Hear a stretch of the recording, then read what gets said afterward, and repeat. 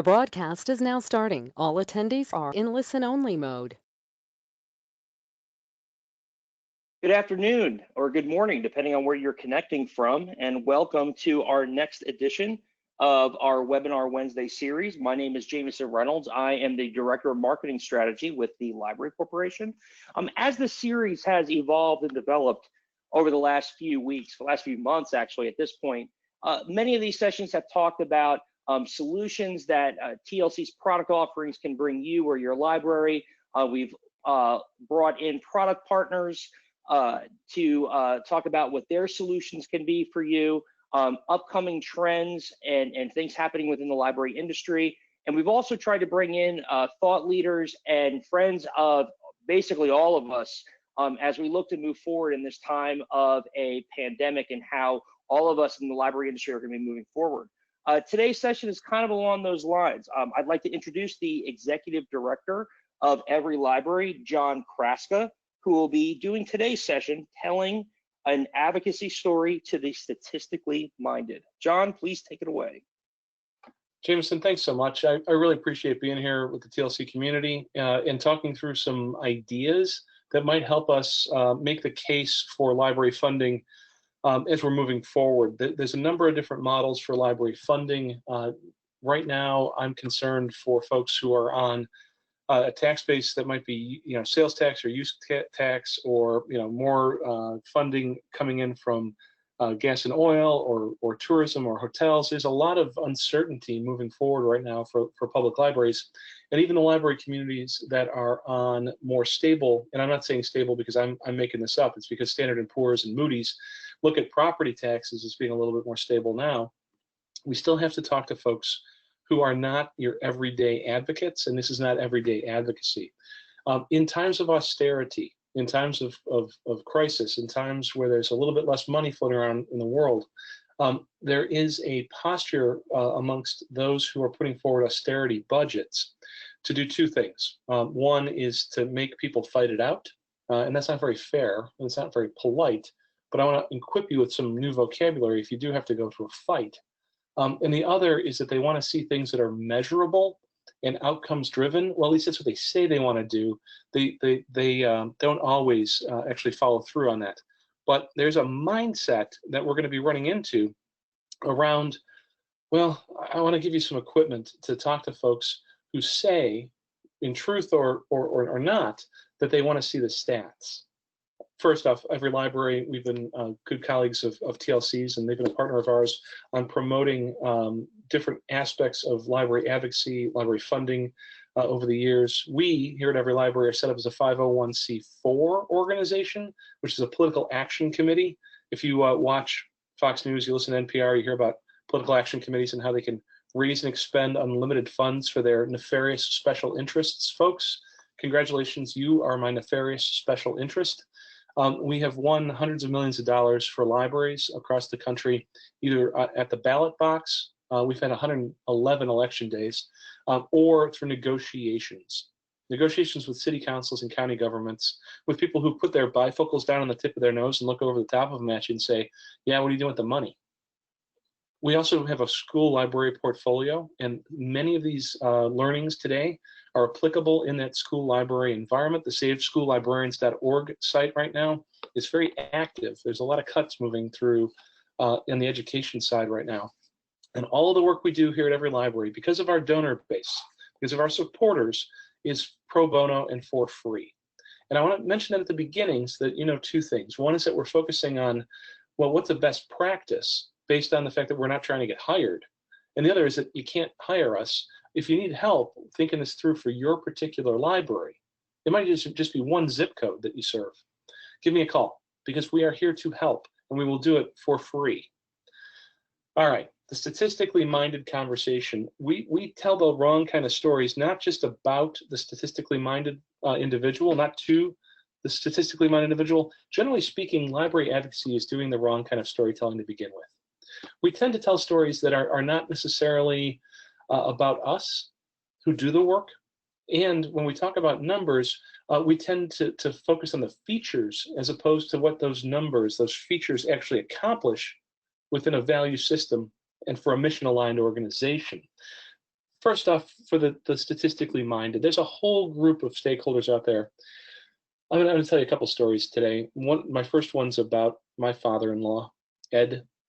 Ed and I, well, Ed's an actuary. He's a bookkeeper. Ed is also a softball umpire. I live in suburban Chicago, so does he.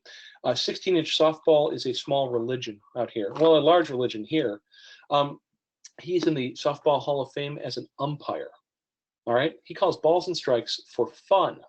And Ed is also the kind of guy who sits on his recliner, and he's got the Archie Bunker kind of recliner going, the Fraser Crane dad kind of thing.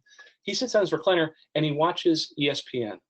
And right now, during the COVID crisis, when there's no sports, he is still watching ESPN. I'm not sure for what, because I'm not a sports guy myself. I grew up in this part of Chicago here. It's right on the line between the Cubs and the Sox. I'm agnostic personally. In fact, the most that my father-in-law and I have in common is a love for his children and his daughter. Like the best year of his life was 2005 when the Chicago White Sox won the World Series and his first grandchild was born in that order. All right, folks, he watches ESPN until 2 in the morning. And then in the morning, he gets up, he goes to buy the newspaper, he buys Chicago Sun-Times, and he opens up the newspaper to the sports page. And he checks the box scores. And he's eagerly awaiting box scores to come back, but he can tell you a chapter and verse all the way back. He checks the box scores to make sure that they line up with his recollections, fills in some gaps about the numbers, and then here's the thing that he does that I want you to be inspired by. And he knows I'm telling you this story, don't worry. I want you to be inspired by this. What he does next, besides the statistics, is he turns the page. He turns the page to read about the team, to read about the star player who's overcoming a slump, how the team came together and they're on a streak, how the management of that club, how the ownership of that club.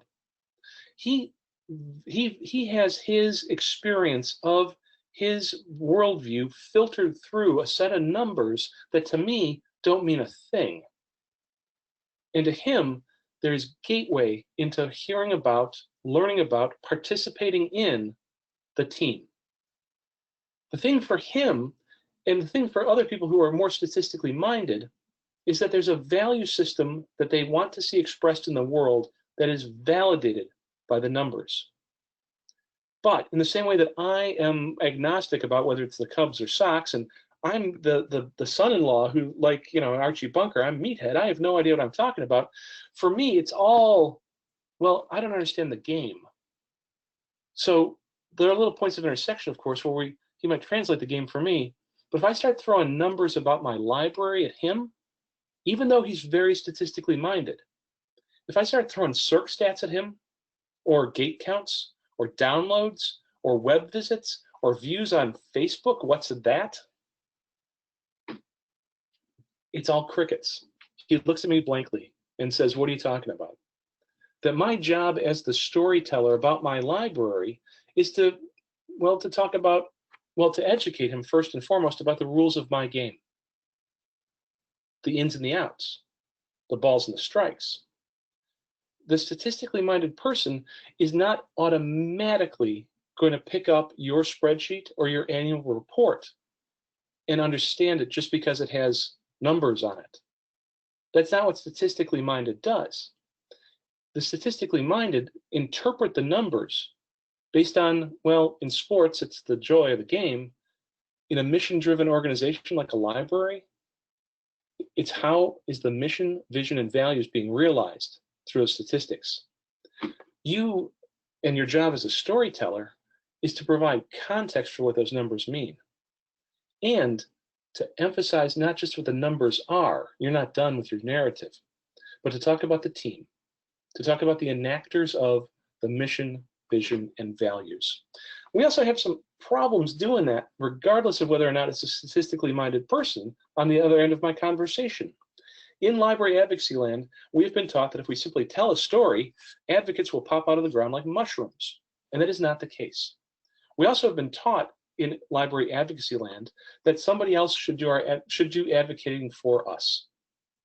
We tend to tell stories that are disconnected from the work that we do every day. This is my favorite little graphic on our presentation here, because it's a stock photo of a library that you can buy as if it was your own library.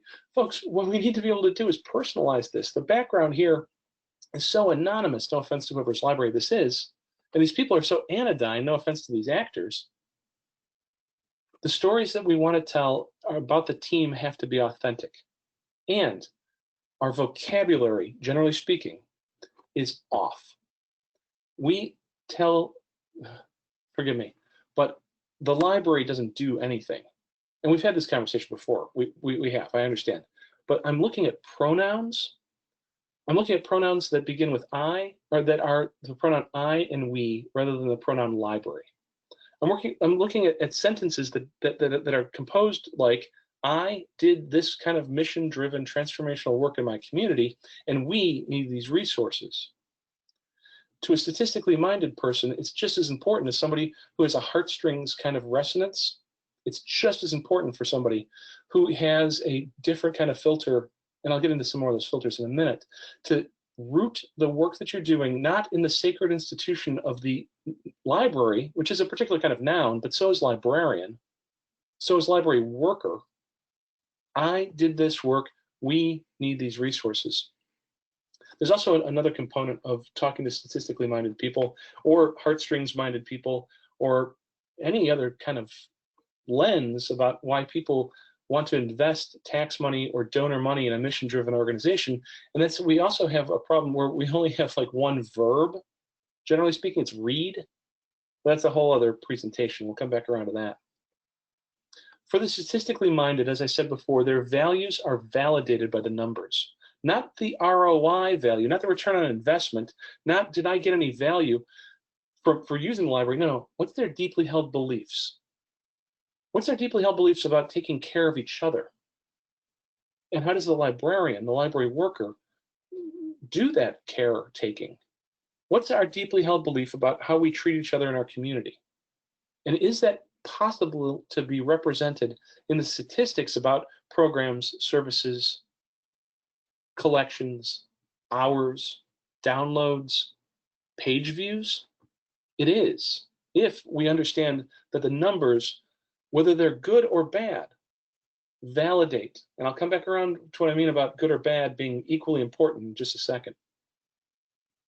Oh, in fact, right now, there are 4 kinds of stories, folks. There are 4 kinds of stories that the statistically minded, the heartstrings type person wants to listen to. And they are not stories with a stock photo attached of how some child showed up at an institution on the corner and abstractly, like without anybody's intervention, suddenly learned how to read because the library did something. It's I and we stories that talk about success to emphasize the value system. And when I say that, it is truly and honestly, we had X number of people come in who did Y kinds of activities, and their lives were changed in these particular kinds of ways. We did work with them, for them, and we need some additional resources to continue our success. Or we have a failure. We should have X number of people coming in the door. We have X minus. We know that we can serve 30 kids on story time, but the need in our community is 150. We are not failures ourselves. Our character, well, we have a great deal of integrity. But let me tell you a statistic about what we're failing on right now in order to make sure, not to pull on your heartstrings, but to talk about the dollars and cents, where more butts in seats have better outcomes in our community. A story of failure is an important one to tell to either the statistically minded or the heartstrings types or anybody else who's got a particular filter on how they listen, because you need to be able to demonstrate your integrity. Why else would we want to invest more money in you during a time of crisis? Then, third kind of story to tell are stories about the people who are important to you. Then you can finally tell that story about how, like, you helped Johnny learn how to read. But please say, I helped Johnny learn how to read, or my colleague. Let me tell you about my colleagues and what they've done with people that are important to me. And maybe those people are important to you too. And then the story about why you do what you do for a living. Because the person that you're talking to, unless he or she is a librarian or library worker themselves, you are the expert about librarianship and library work in your community. And if you've gotten this far in the conversation with them, they're actually interested in that. The lens on statistics here, well, it's an overlay. It's not that the statistically minded person is going to listen to your story of success any differently than they're going to listen to the story of failure that needs to be corrected, any more than a person with a heartstring is going to listen to it. It's that the lens through which the statistically minded person says that we have success in demonstrating our values, success in realizing our values does have numbers attached to it. Likewise, the numbers tell a story where failure is imminent, or more importantly, failure is reversible. What people believe influences how they listen, and I don't just mean their belief system about literacy or workforce development or community connections. I mean the belief system that says, I start with the numbers and then I look at what's behind them. It's the belief system that says, show me your budget and I'll tell you what you believe. Where are you putting your emphasis? That is a legitimate belief system that uses a filter of stats and numbers and money, not to insulate themselves from the reality, but as a conduit to get to solutions. There's a deeply held belief, and that influences then how they're listening to you. And if all you're doing is telling stories about helping one kid learn how to read, then you're not respecting your audience. That statistic approach versus the heartstrings approach, these are not mutually exclusive. We're just laser-like focusing on this one particular type of audience today with this statistically minded individual. But let's look underneath the lens, underneath the overlay of statistically minded, and what the shared value system is in our communities around libraries, especially in light of the current crisis. This is all pre-crisis data, though. I want to bring this up to you because it goes back to 2016, the Pew study on libraries. It's a fantastic data set.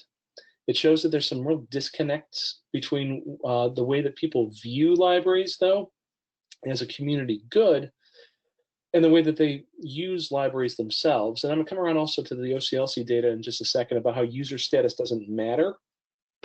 But fundamentally, inside of our community, whether it's statistically minded or heartstrings minded people, a preponderance of humans in our community look at the library based on the value system that's being realized as a mission-driven organization for the other. Providing a safe place for people to spend time, that's the biggest thing I'm hearing right now. The library is not open to the public. When can I get back in? When can we get back in? Creating educational opportunities for people of all ages. How do we reframe that in a digitally delivered environment with less contact? Helping spark creativity, being a place for people to learn about new technologies, promoting a sense of community. These are all communal ideals and value systems that underpin how we feel about the library. And the funny thing is, like, the personal use of the library by a statistically minded person, or for that matter, and I don't want you to forget this, the heartstrings types, is very disconnected from what they believe that the library is and who the librarians are. When I say librarians, I mean everybody. I'm just going to put an asterisk on that. If the kid comes up to you in the grocery store and hugs you about the library, you're the librarian, okay? Back when that was legal. What the person does in the library, you know as well as I, it's basically using your stuff. And yet, going back a slide, it's about things like bridging the digital divide. It's about making sure that people are well and whole and involved and engaged. And yet, personally, they just want to use some stuff. You got their stuff. Great. So how do we talk to folks in a moment when there's going to be really hard conversations coming up about whether we keep the place open or not in some of your communities? This stat from 2016 hasn't drifted very much in those last couple of years. Most American, okay, when this stat came out in 2016, a lot of people in the library advocacy community freaked out. They said, well, 33% of Americans said that there would be a major negative impact on themselves and a minor negative impact on themselves if the library closed. There would be a major negative impact, only 33%. And people in the library advocacy sector said, we've got to get that up to 50%. We've got to push, push, push, push, push. If they only came in and saw the place, they would appreciate it. If we could only get them to be better users, they would then love us more. I look at it the other way, and here at EveryLibrary, we certainly do, that there's a 66% of Americans look at a loss of the library, a closure of the library as being a major negative impactor on the other people. I'm okay. Personally, I'm okay. But I'm worried about those kids, those seniors, those people looking for work. I'm worried about us. In fact, only 6% of Americans. This cuts through statistically minded people. This cuts through the heartstrings people. This cuts through every demographic except for the thoroughly callous, who end at 6%. Who are these people? There's a well of compassion here, folks. There's a well of compassion. I'm okay. My family's going to be okay, but what about everybody else? What about those other people? And it's very important to remember that the statistically minded folks, the numbers people, are not somehow Vulcans in this. They're not somehow logically removed from the impacts. It's simply a translation problem. The key words for them are driven by the outputs and the expected and hoped for outcomes that follow funding. All right, I mentioned OCLC a moment ago. That was Pew Charitable Trust Libraries 2016. Just Google it up, it's amazing. OCLC, our dear friends at OCLC, they published 2 different studies about voter support for libraries, political support for libraries, and they found a couple of key things, not the least of which is that voter support has been diminishing over the last decade from 2008 to 2018, when they did the most recent version of the study. But the biggest single thing that they found in that survey, those surveys, was that someone's willingness to support the library is not driven by or limited by their use. It's not driven by their own personal experience. You don't have to have been a baseball or softball player in order to appreciate the game. You don't have to be a cricket player in order to appreciate the game if you've got somebody who can translate it for you. You don't have to have come into the library since you were 16 years old yourself, 14 years old yourself. You can drive by, see the parking lot's full, and think everything's fine. The user status of that supporter is not material to the conversation about this. And there are plenty of people who are the heartstrings folks who don't come in, they don't darken your door, but they'll send you $50 because you told them a great story about how you helped some kid learn to read. You helped some kid learn how to read. Likewise, from a marketing perspective, I want to be very careful in our conversations as we move forward through this presentation for another couple of moments, that we're not looking to make people into users by telling them our stories, and that we're not looking to make people into users, that the expectation is not for them to turn into a user, but to simply to understand better the numbers that drive the mission-driven organization that you folks staff. All right, so what activates support for funding? There are 4 kinds of people who support library funding or any issue, quite frankly, and they are the statistically minded people are in here. It's an overlay, though, on their understanding and their interface point. The people who are relational supporters are people who are part of the library already. Friends, foundation, board members, inner circle, friends and family, super duper users, not just super users, super duper users, people who are invested. The statistically minded in there are sometimes your board treasurer, who is your first customer looking over the top of his or her bifocals at you saying, where's the money going to go? And they're also going to ask you who's going to spend the money. There's an ideological ring of supporters, people who believe, like you do, in the big issues that the library does, whether it's literacy or workforce or support for folks at in moments of transition and crisis, for seniors, for community cohesion. They are potentially aligned with you based on the ideology, and the statistically minded people want to see if your outcomes are better than somebody else's outcomes, or if the chance to be involved with the future of the library allows for bigger improvements. There's aversion supporters, and I got to tell you, a lot of statistically minded people, when they come to an issue, start through the gateway of aversion, which is, let's not do anything dumb for a change. Why aren't we using the community anchor institution that is the library more effectively? Why do we want to cut libraries in the time of a crisis? It's like cutting hospitals. And then there's a whole group of supporters who look for access. This is largely in politics. I want to mention this. We don't really have this a lot in library land unless you've got some really amazing programs that your foundation or your friends groups do, where like Tom Hanks has come to speak. Most people aren't supporters based on that for libraries, but there's a lot in that space of why aren't we putting a small, smart amount of public money to work in the best way possible? How we talk about our funding is not about getting people to use the place. It's not about getting anybody who's statistically minded or heartstring minded to suddenly walk in and start using the place. I come back to the idea that the features that are often presented as if they were statistics get in our way. Hours, collections, staff, programs, library cards, downloads, you name it right now. Unless you're part of the team already, unless you've had some exposure to it, either as a fan, as a player, it's abstract. The familiar stuff, well, we have to make it familiar. So how do we do that? For the statistically minded, the gateway for them, again, is the numbers. But where underneath the numbers are your mission, vision, and values? What are your expected and hoped for outcomes? And a lot of that is numbers. How many butts in seats? How many lives did we touch? How much did we avoid also? Because what happens if you don't do the work? Is there any other agency in town?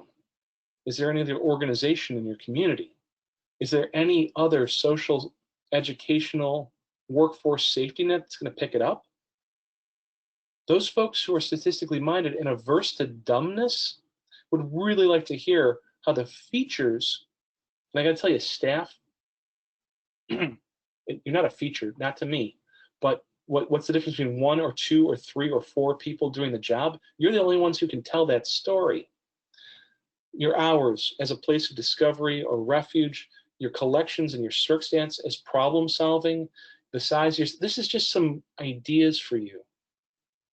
I'm very happy to workshop this with you, but we have to make a translation because the numbers have to be attached to a value system. They have to be attached to deeply held beliefs. And there's a ton of them. All but 6% of the American public thinks that we should keep you open, that we should keep you funded in order to do the amazing work that you've been hired to do. The statistically minded need to hear from you not just about plan A, but also about plan B. Plan A is great. Everybody likes to talk about plan A. If we get the money, or if we keep the money, then we'll keep doing great things. Yay, wonderful. What happens if you don't? And to define the negative, especially in a time like this, is not to go negative. It's to tell the truth about what you've identified as being the shortfalls. If there are expected and hoped for outcomes of a funded program, a funded library, there are identifiable shortfalls as well. And those numbers truly do tell a story. Where's my money going to go? And who's going to spend my money?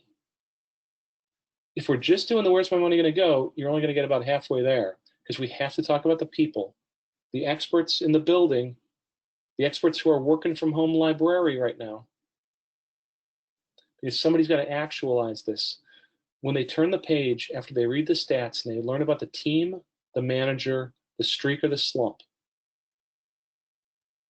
All right, I'm going to pause here just for a second. We're going to do questions at the end. I don't know if you can stay with us the whole time. If not, you can hit me at EveryLibrary or at Mr. Chrastka on Twitter. Be happy to dialogue with you. So if you got something on your mind, put it in the chat box. Jameson's going to help interlocutor this with me. Again, I said it's not negative or positive. It's not going negative. It's not staying happy. It's telling the truth. It's telling the truth these days more than ever. The statistically minded and the heartstrings people of in equal measure need to hear from you about what your hopes are and what your concerns are. The statistically minded amongst us have to hear about it in a way that says X number of dollars equals Y number of expected and hoped for outputs. Without X number of dollars, we anticipate these sorts of problems. I did this kind of work during the crisis. We need to come together with proper funding to support our community during the crisis. All right, last little bit here, Jameson. I'm going to come back. I'm going to come around in just a moment. I just want to give one bit of insight. There's this bias that says in austerity planning, like I said at the beginning, austerity planning, it might be more conservative or more libertarian. Right now, in a foxhole, everybody's a progressive. We look at the way that the CARES Act has put a giant amount of money to work in the community, the way the HEROES Act that's proposed in the House right now, as of today, it's the 27th of May, when we're doing this presentation. The fact of the matter is there's still vocabulary that gets in our way about progressive values, conservative values, and libertarian values. And I don't want you to confuse the statistically minded with a particular philosophy of government. So I'm going to share this with you real quick. Political communications, there's three languages in politics. A progressive idiom here, and this comes from a wonderful book called The Three Languages of Politics by a fellow named Arnold Kling. He's a fellow at the Cato Institute, the conservative or libertarian think tank, I should say.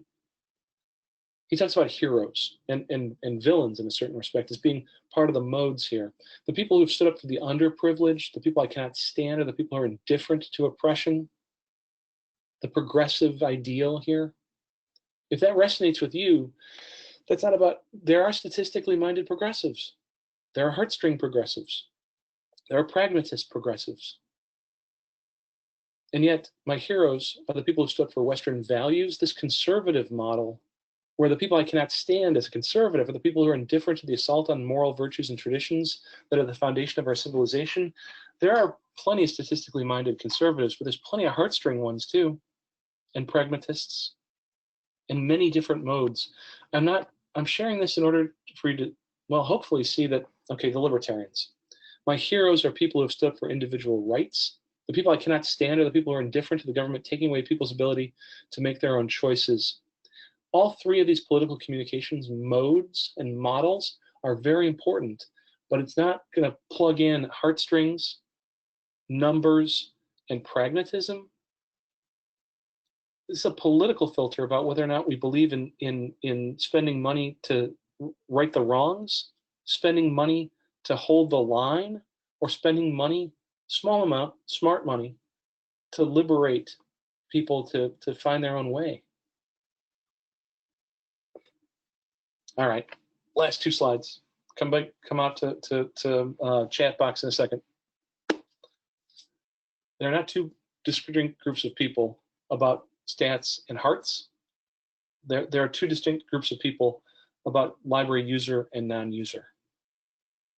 And when you talk to users and you talk to non-users, whether they're statistically minded or heartstrings or pragmatists or whatever their lens is, you do them a favor if you start the conversation, if they're a user, with an understanding that they're part of the community. They're relational or even closely ideologically aligned with us. To the library user who's statistically minded, you have to tell a story that begins with a sentence, as you know.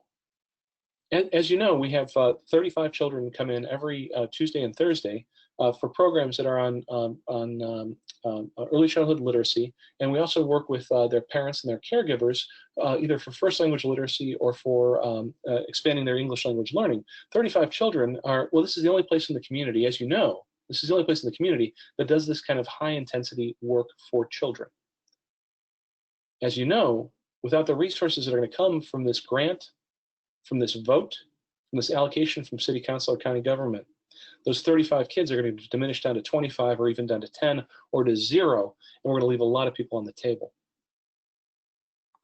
To the non-user, who's a statistically minded person, it's important for you to say to them, as you can imagine, because the spreadsheet sort of unfurls in their mind. As you can imagine, there's 35 kids twice a week that we're serving right now for early language literacy, and we work with their parents and their caregivers on either first language literacy for themselves or improvements to their English language skills. As you can imagine, without any other infrastructure in town, we're it for those 35 kids. If the budget gets cut, we go down to 25, 15, 0. We're leaving a lot of people on the people behind. As you can imagine, well, what would it look like if we had 50 instead? Because our need is 150 in this community. What would it look like if we could serve them all? As you can imagine, well, folks, if they can imagine, you're going to have a very good opportunity to have a conversation with them. If they can't, it's time for you to move on. All right. I do appreciate the time today. Jameson, I'm not keeping one eye on the chat box here.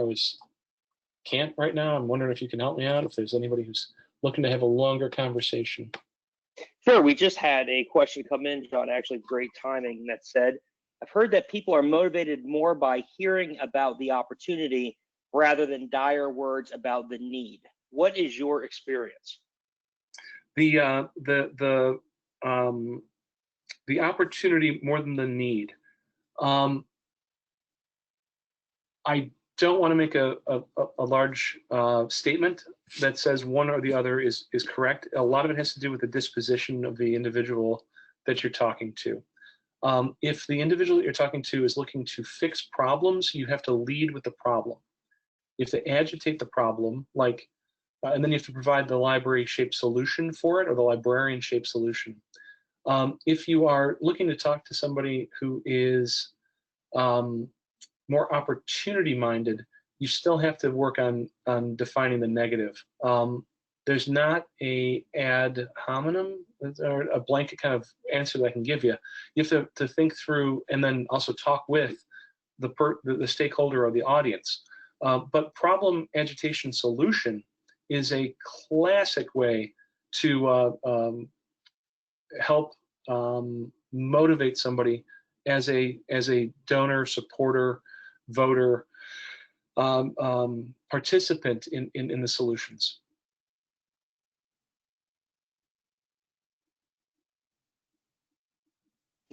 Okay, we have another one that just came in. Do you believe there's value in, quote, telling the truth preemptively, basically getting ahead of the inclination to cut the library budget? Yes, and if we can use the sports metaphor about the best offense is a good defense, we could also use the metaphor of if you're explaining you're losing, though. What I would like to see is earlier conversations and continual conversations with stakeholders, with supporters and potential supporters. How do I want to put this? Nobody wants to be surprised. Least of all your board, and least of all your city council, your county government, least of all your partners. To identify potential shortfalls, potential hazards, to identify potential failures is the most adult thing that we can do. And I think that there's a high degree of respect that's generated when one acts like an adult, especially in a crisis. So yeah, I'm a big fan of that. John, that was currently the last question that we've had submitted to us. So I'm going to go ahead and wait a minute or two to see if something else comes in before we go ahead and wrap up this session. It's all good. While you're waiting, I'm gonna go ahead and just do two more little bits here. Please Folks, do. If you want to be part of what we're up to, Facebook.com/EveryLibrary. We're on the way to having 1 million Americans gathered together in that Facebook environment to talk about libraries, talk about librarians and library workers. Right now, we're doing a lot of attention on our HALO project, which is the Help a Library Worker Out fund. It's intended to be like a mutual aid program for folks who are out of work, or they're furloughed, or they're laid off, or their family members are, their housemates are. So we are doing some fundraising right now on it. But the immediate work that we're doing might be a little bit different than everyday advocacy. We're starting to move, of course, in this country from disaster into just plain old crisis. And we've got our eyes on how do we help support public libraries and school libraries in particular with the funding conversations. If you need help, let me know. Here's my contact information too. Anybody else pop up, Jameson? No, John, we're going to go ahead and wrap up this session now. I'd like to thank John for taking time today to lead this session. This was incredibly informative and really well structured. I really look forward to going back and actually checking this out later to go through and actually spend some more time staring at the slide decks while you're talking about it. That's also my somewhat passive way of reminding everyone that we do post these archives to our webinar page. They should be up by tomorrow morning, so you can always go back and rewatch these. Again, I would like to thank John for running this session. Next week, we are going to be a little different with our webinar next week. Next week, instead of 3 o'clock Eastern, we will be conducting our session at 11 o'clock a.m. Eastern. We will be doing a morning session. This is going to be a session led by a representative from ProQuest, as well as a representative from the Library Corporation. We are going to be talking about the integration of ProQuest Unbound into library.solution.